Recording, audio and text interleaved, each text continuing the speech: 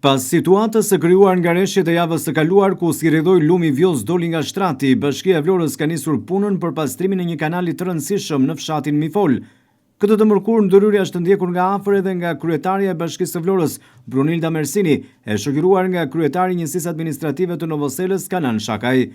Ndërhyrja për pastrimin e kanalit kullues të fshatit Mifol është një hap i domosdoshëm dhe i shumë pritur. Kjo punë do të ulë ndjeshëm rrezikun e përmbytjeve dhe do të përmirësojë sigurinë për të gjithë zonën përreth, shprehet kryetaria e Bashkisë së Vlorës. Sipas saj, investimet në infrastrukturën kulluese janë investime në jetën dhe pronën e banorëve. Ndërkaq është punuar edhe për pastrimin e kanalit kullues në Akërni. Punimet u inspektuan nga kryebashkiakja Brunilda Mersini, e shoqëruar nga kryetari i Këshillit të Qarkut Ervis Moçka.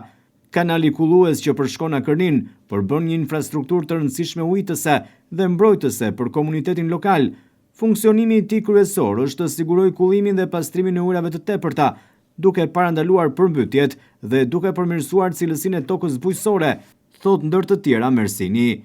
Ky kanal u vjen në ndihmë fushave bujqësore të 3 fshatrave kryesor të Novoselës, Akërnis dhe Alibanit, duke lehtësuar punimet bujqësore, rritur rendimentin e kulturave dhe mbështetur zhvillimin ekonomik të zonës.